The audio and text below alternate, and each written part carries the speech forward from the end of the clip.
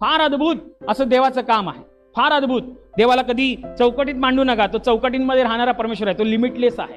त्याला लिमिटलेस ठेवा. ते जर तुमच्याकडे पाहिजे तर तुम्हाला पण तसं लिमिटलेस परमेश्वराकडे राहावं लागतं. रोज तुमची 1 तासाची प्रार्थना आहे, कधी तुम्हाला वाटलं नाही की कधीतरी अर्धा तास वाढवावी. रोज तुमचा अर्धा तासच बायबल वाचन आहे, कधी तुम्हाला वाटलं नाही की अर्धा तास अजून वाढवावं. रोज तुम्ही सोमवारच प्रार्थना येता, कधी तुम्हाला वाटलं नाही की बुधवारचं यावं. हे सगळं काय लिमिट आहे. पण जेव्हा तुम्ही लिमिटलेस होता, जेव्हा तुम्ही चौकट वाढवता, चौकटच तोडून टाकता, ते ध्यानात घ्या तेवढं लिमिटलेस सामर्थ्य आपल्या जीवनात काम करतं. परंतु लोक ते करायला बघत नाही. आपल्यापर्यंतच्या मर्यादेच्या विश्वासाच्या पातळीवरती राहून देवाकडनं असीम सामर्थ्य अनुभवायला बघतात, पण ते होत नाही. मग ते कसं होतं, लिमिट करून आज 1 हप्ता झाला, उद्या 2रा हप्ता झाला, 3रा हप्ता झाला, कधीतरी कर्ज फिटतच.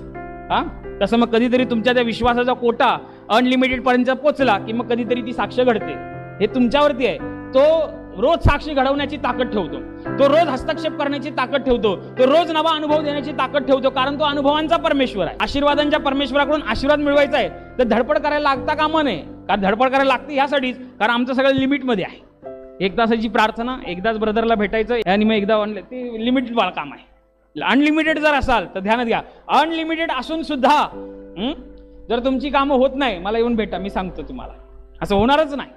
अनलिमिटेड तुम्ही करताय आणि देव काय करेना, असं होणारच नाही. अनलिमिटेड करताय, रोज अनुभव आल्याशिवाय राहणार नाही, रोज देवाचं वचन कळल्याशिवाय राहणार नाही, रोज तुम्हाला त्याचा अद्भुत अनुग्रह झाल्याशिवाय राहणार नाही. म्हणून देवाच्या राज्यातलं सगळं काही सहज मिळालं असेल, तुम्ही त्याच्यावरती म्हणजे त्याचा अर्थ तुम्हाला समजू शकणार नाही. परंतु देवाला मिळवण्यासाठी धडपडताय, देवाला मिळवण्यासाठी कृती करताय, देवाला मिळवण्यासाठी मर्यादेच्या कक्षेच्या बाहेर, आपल्यापर्यंतचा विश्वासू नाही तर मर्यादेची कक्षेच्या बाहेर, मग ती शरीराची असेल, ती आर्थिक बाबतीची असेल, ती मदत करण्याच्या बाबतीची असेल, जेव्हा मर्यादेच्या बाहेर जाऊन करता तेव्हा तो स्वर्गाचा परमेश्वर त्या सर्व गोष्टी टिपून तुमच्या प्रार्थना, तुमच्या साक्षींमध्ये बदलून टाकल्याशिवाय राहणार नाही.